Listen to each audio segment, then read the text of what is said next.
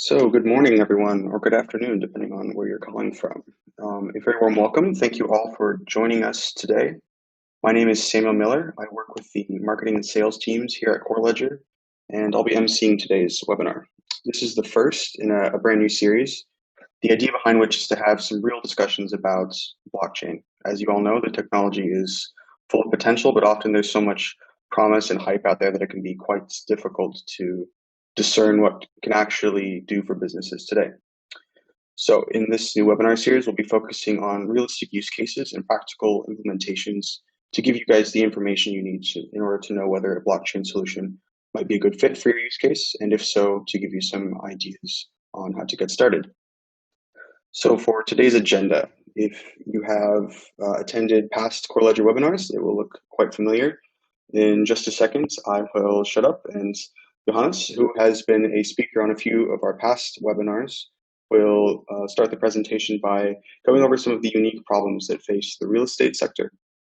And then he'll discuss the blockchain and tokenization and what these solutions can do to address the unique problems in the real estate market, as well as some of the challenges that they might face in implementation.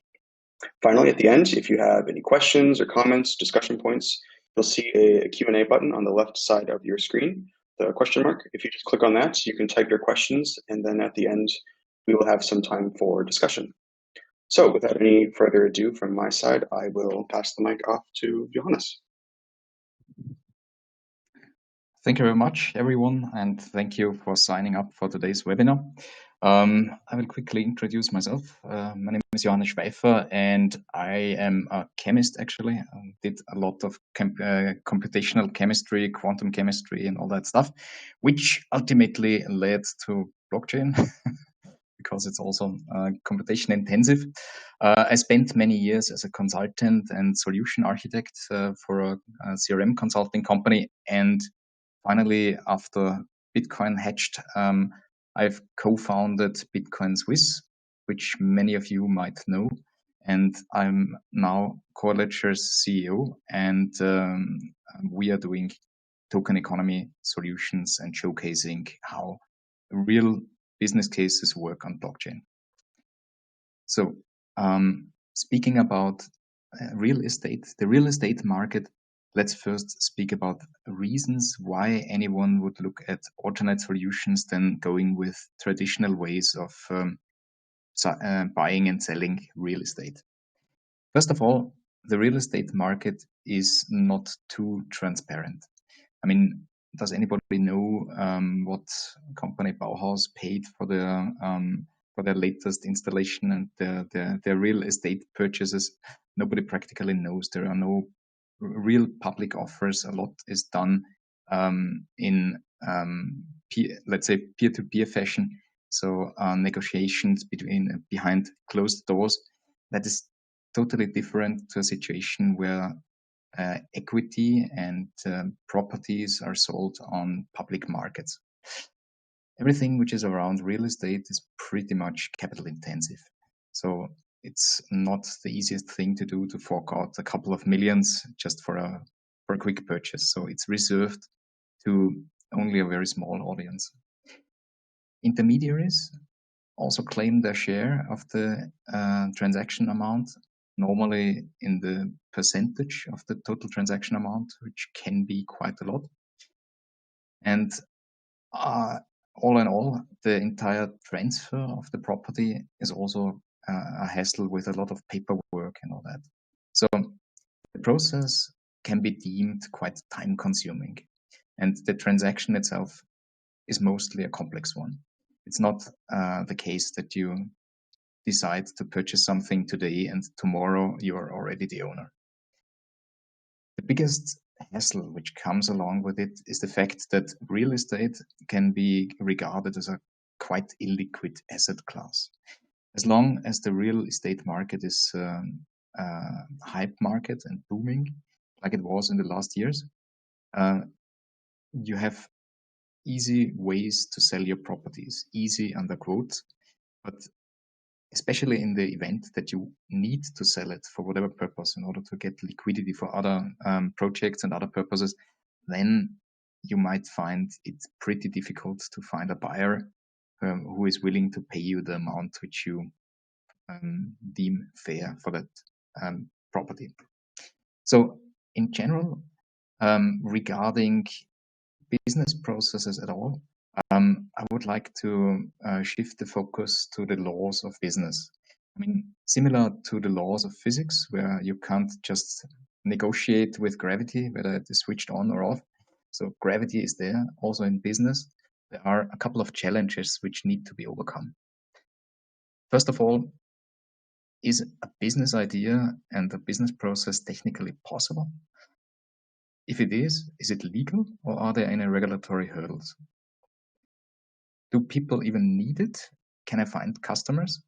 And last of all, if all those three things are positive, can I grow a profitable business with it? Can I make money? Let's analyze the classical, traditional real estate case as of today. Is it possible? Yeah, no big deal. I mean, as long as you're the legal owner of a property, you can sell it.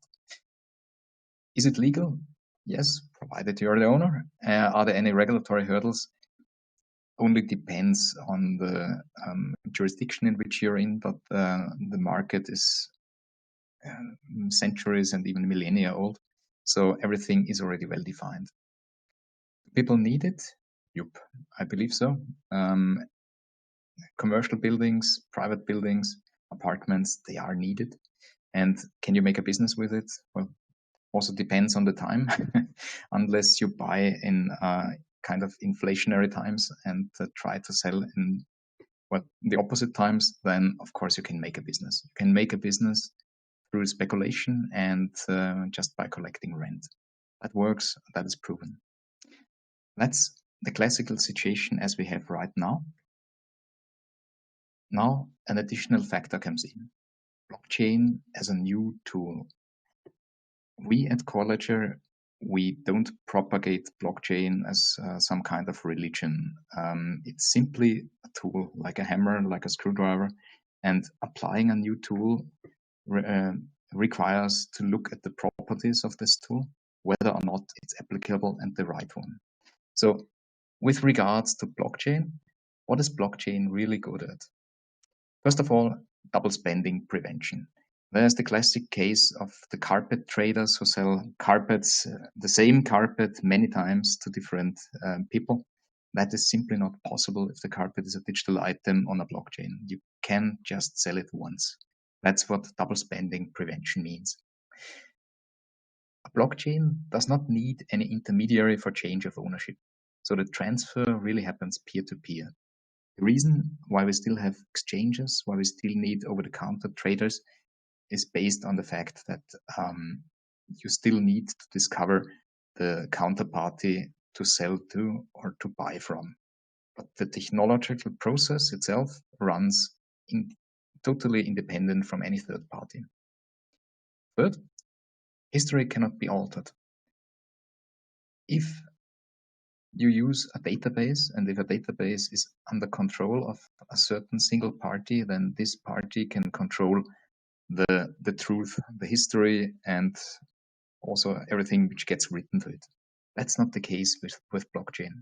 In a blockchain, you just can't alter things because everyone has a copy. And because of that, you don't need any trust in a counterparty. A transaction happens or it does not happen. There is no maybe or something in between. Everything which has been written to such a blockchain, such a distributed record or distributed database, however you want to call it, is globally available and usually globally in sync. And therefore, it's totally impossible to alter history.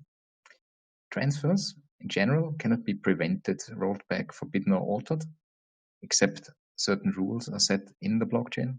But basically, a blockchain doesn't know any countries or borders or anything like this.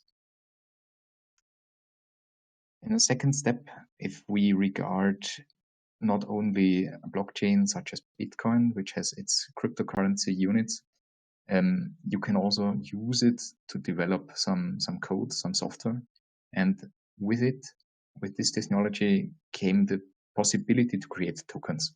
So tokens as a placeholder for some real good can represent even fragments of something, fragments of a business or fragments of real estate in the current case. And they could be much smaller than permitted by law. You can't fractionalize a share, but you can fractionalize a token on a share. And as a result of not knowing any borders, tokens and of course cryptocurrencies, they have a global reach. They can be traded 24/7. There is no closing time of exchanges or anything like it. So talking about digital transformation and tokenization, what means tokenization? With tokenization, you simply create a digital twin of some real asset, be it a commodity like oil, wheat, something, be it precious metal like gold or even fiat currencies, so-called stable coins, or as we analyze today, real estate. A token can have different purposes. It can be an ownership token, an IOU token. You can tokenize services like giving a lecture and then tokenizing the duration of that, or special rights like the right to get a share of of the revenue of some business model, whatever. So only fantasy is the limit and imagination. Looking at real estate. So where does blockchain technology make sense when we regard the problems which exist in the real estate market and the properties which blockchain can add? Of course, it doesn't make much sense when you want to purchase an apartment for your own use, but it makes a lot of sense in the case of investment, simply because a token is much more liquid than a real estate asset by itself. It makes also sense because it's fractionalizable. You can as of today you can't sell a property in fractions. You can only sell it as it is, or you don't sell it at all. But you can fractionalize, for example, an apartment down to the millionth part. That is possible with tokenization. That allows also small investors to join the party. And because of the simplicity of transfer, it makes sense for investment cases. There's a case in between, which is about recording properties and recording ownership of properties. As the history in a blockchain cannot be altered, some properties, some simply documentation items in the sense of who owns it, when was it created, the case of land registry is an example. All these things, they can be written to a blockchain and thereby made tamper-proof for all parties who would have an interest in modifying the record. The last item here is streamlining the process. As I said before, there's a lot of paperwork included in today's real estate transfers. That's not the case on blockchain. So if a transaction happens, if a token changes ownership, then it happened. The record of it is also on the blockchain. So it can save a lot of work, it can save a lot of costs, and it can save some of the intermediaries, if not all, and thereby also cut costs. And of course, the before mentioned smart contracts, which are programs on the blockchain, which can invoke the mechanism and their internal programming routine on the basis of a transaction, they can automate certain things, like, for example, the payout of a revenue share and so forth. How can a real estate investment be realized? That's a very good question. Simply because there are two main cases which we have to take into account. First, the tokenized property ownership. What we have seen so far is that it's not possible to simply put the right to own a property into the token itself. Simply because the record of having and owning this property can't be written to the land registry. So it's not possible to just update the land registry with, let's assume, 1,000 token holders. So it needs some intermediate vehicle which allows to contain the real estate property and then tokenize it. For that purpose, there is the so-called special purpose vehicle, SPV, for a single asset, which is a legal entity on its own, which can be tokenized and which has shown to be one of the prominent use cases or prominent solutions how to tokenize property ownership. Of course, tokenizing a real estate fund was a classic way to do it. Tokenizing debt, which was used to purchase some properties, and of course, creating a trust. In this case, a real estate investment trust, which is then tokenized. As you can see, it's not a direct investment or it's not a direct ownership and holding of tokenized or fractionalized real estate.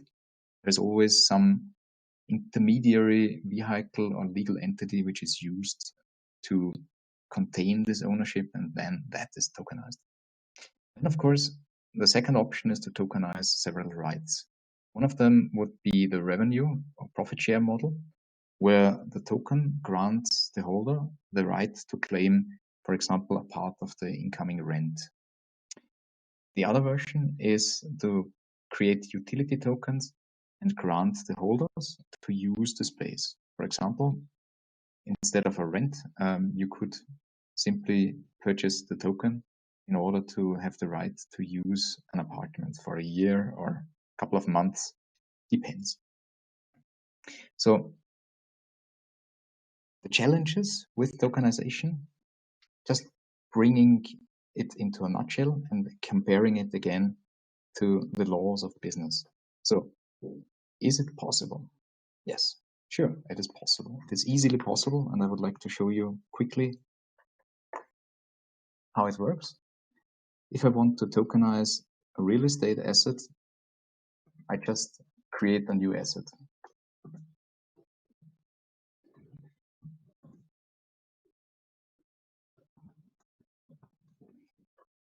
And get some content. Define it to exist under the jurisdiction of Switzerland. Define it as real estate token and quantify it token. The fraction which I allow is, for example, 1,000,000, or let's make it a little bit small, a little bit bigger. So it can be fractionalized down to 1,000 parts. I can provide some additional information like who is the issuer, company, and so forth. Of course, you can spend days on making this as precise as anyhow possible. You can add any kind of additional rules. That is the part around smart contracts. I can create additional translations so that also Chinese investors can find it. So much about transparency. And last but not least, I can and will activate the real estate token, which means I write it to the blockchain. During this process, a so-called hash, which is kind of a fingerprint of the data, is written to the blockchain, and the data is written to a database. The database itself is centralized, but the centralized data can always be downloaded by anybody. So it's again decentralized storage. And second step,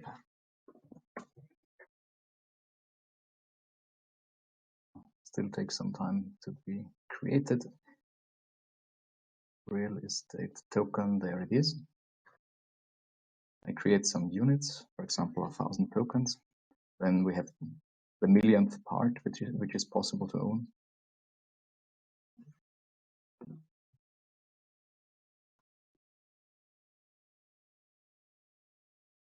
I sign the transaction, and there it is. Just 2 minutes, and it already exists on blockchain. For offering it to the public, there are several ways. For example, and in this case, the asset is already created, so I didn't want to waste too much time to add it to the configuration. I can simply use it like a web shop, add it to the cart, check out where do I want to send it to, select a certain method.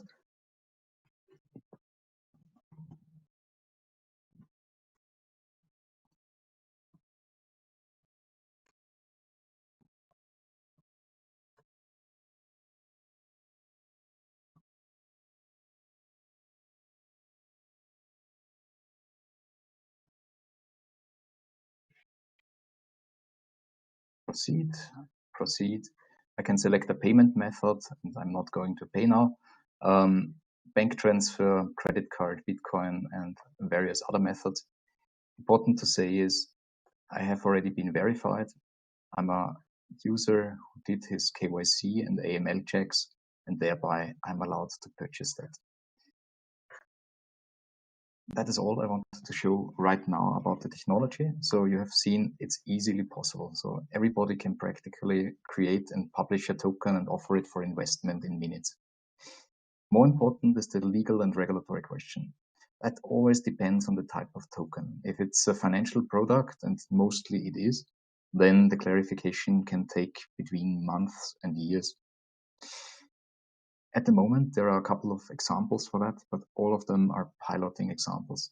So the second question, more importantly, is, does someone need it? Can I find customers? There has been a big hype around it and around real estate tokenization in general when blockchain technology hatched and programmable blockchains were generated. So in general, the real estate market is a multi-billion, if not trillion-dollar market. But nonetheless, there is still a challenge to find enough customers who are interested in tokenized real estate. So the question whether someone needs it, well, it has proven to be difficult. And then the last question, can I make business with it?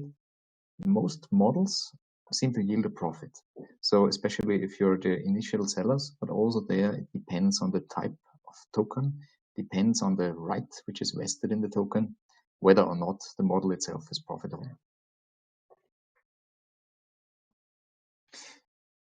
To also address the difficulties and hurdles which have been encountered during the quest of tokenizing real estate is, as I said, the regulatory uncertainty. There are specialists in the market who know how to tokenize and how to properly tokenize and maybe can speed up regulatory checks. The security of the private key is another matter. A lot of people are just not technology savvy enough. So they would have a problem to hold their own private keys and be responsible for the assets. And simply at the moment, we face kind of a chicken and egg problem. The market is not ready yet, and it has proven that only if there is enough liquidity in the market, then we can really speak of solving the problem of liquidity of real estate assets. And then the technology is in its infancy. Even though Bitcoin is now 10 years old, okay, almost 11 years old, it's early stage. So the technology is not around for too long to know exactly where the path will lead. Everybody knows that the market is big, but how to best address it, that is still an open question. And important is to get support from institutions, and that support is coming only slowly. So a lot of projects started and ended due to the fact that institutions simply were not as motivated as many hoped to jump on the new train. And speaking of regulatory uncertainty, of course, there is also the question of different legislations. The real estate market, the physical real estate market as of today is already known everywhere. So except for certain hurdles due to nationalities or something like this, you mostly know what you're up to and which problems you might face if you purchase a property in a different country. Regarding tokens, it's technically possible, but still the question is whether or not it's legal to purchase certain tokens from certain countries in your home country. So still open questions regarding different legislations. And at the moment, there are only a few successful examples of tokenized real estate, which really lived and hatched and were successful. Well, that is all at the moment. Due to the limit of time, only an overview and information in a nutshell. So thank you very much for your attention. Now, if anybody has questions, yeah, sorry. No problem. Thank you very much for the presentation. We do actually have a couple questions from the audience. First up, is an independent service provider involved in the custody of the title deed, which applies to the tokenized property? Normally, yes, because core ledger does not store any private keys and therefore also no assets. Okay. Next question. What about the difference between various blockchains? Does this difference matter? Also a very good question. At the moment, there are, of course, a lot of different blockchains, some of them more successful than others. The primary blockchain platform, which is used for tokenization of real assets, real estate assets, and in general of assets, has been Ethereum. But there are two newcomers, Tezos and Cardano, who might catch up to Ethereum. There's always the problem of transaction throughput and in general speed of transactions or frequency of transactions. And Ethereum is not the best of all. So there are limitations still in the technical sense, which also need to be overcome before the market is really ready for public, really broad public adoption. So is there a difference between blockchains? Let's say on the front end, no. But on the back end, it of course depends. We are using Ethereum technology and Ethereum mainnet as well, but we are also eyeing and will be integrating different blockchains in the near future. So for the end user, it should not matter. For the investor or for the asset creator, it should not matter as well. And it's only a matter of interaction between the blockchains, so a technical matter. Related to the first question, do you, or I guess does Core Ledger, have any experience with getting regulatory approval? We have a couple of experts in our network who can share and who can give that advice. We personally did, of course, not tokenize any real estate, so our office is still ours. So we did not give it away or tokenize it so far. But we have a couple of customers having had exactly that challenge. What is the regulatory impact if they want to tokenize their real estate? And we forward them to our network. And there we have experience, or let's say, we have experienced lawyers in our network in Liechtenstein and Switzerland. So these two jurisdictions we can offer. Next question. What are the benefits of tokenizing real estate? What are the pros and cons? Well, several of those I already showed in the first slide. So once the market gets liquid, it solves the liquidity problem of real estate. In other words, the chicken and egg problem. So if there is enough tokenized real estate already and fractionalized real estate so that individuals can invest in investment classes in which they, due to the fact that they don't have so much money, could not invest so far, then this is definitely an advantage. Disadvantage at the moment is we are not there yet, so the market is not yet liquid. And also a potential disadvantage of tokenized real estate is maybe sometimes the long-term effect if concepts have not been thought through from the very beginning. Like, tokenizing ownership and what happens if that property needs renovation, or if the property, I don't know, is destroyed due to an earthquake. The tokens still exist. They need to be invalidated. And that is something which needs to be looked into really in detail. So by tokenizing real estate, we shift the problem somehow. If in the ideal case, it's easier to invest, it's easier to transfer, but it also incurs a lot of effort in the beginning to do the homework in order to tokenize it at all, which is at the moment much simpler to sell a property. Then, of course, the transfer of the property, and you need one buyer or one consortium of buyers. Okay, depends on the size. And in the current case, this is the lengthy step. Tokenization can solve that problem, but the short step, the offering it and making it ready for sale, that is at the moment a quick step that is made much more complicated with tokenization. I think we have time for one more question. This one is, if I wanted to pilot such a use case, what sort of time frame would it take to implement it, and what is the cost, and how long would it take for, what's the best time to run a pilot in order to actually see results? That's the best part of it, to pilot something, or at least to try it out in the form of a POC without any clarification beforehand through any regulatory authority. That can be done in days, if not in a couple of hours, to set up such an environment, to get all the tools ready, to just do it, try it out, for example, show it to investors, show it to potentially interested other parties, show it to internal stakeholders, getting their approval and buy-in while the regulatory clarification is going on, which, as I said, can take months or years.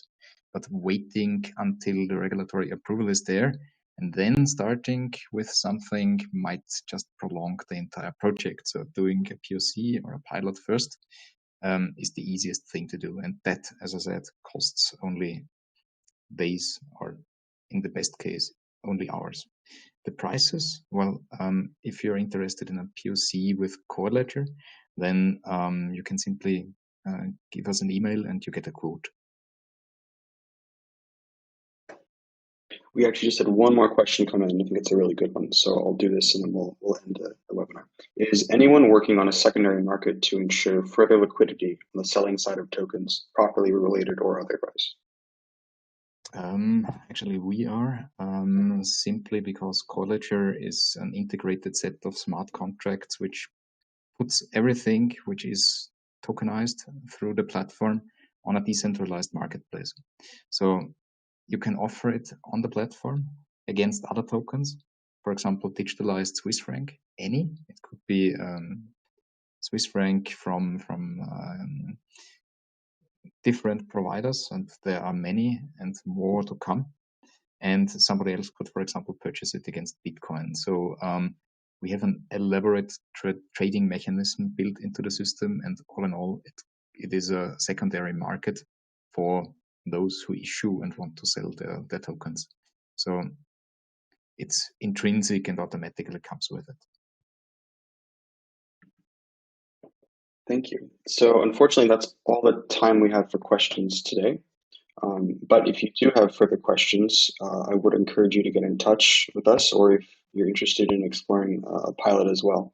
We'll put the contact information up on the screen. Thank you again for joining us. As always, we're always on social media, LinkedIn, Twitter, Medium. You'll find articles we publish frequently on the topics of blockchain and tokenization. And we're also on YouTube. You'll find a recording of this webinar in case you want to look back at the slides or share it with your colleagues. So thank you again for participating, and we hope to see you again at the next webinar.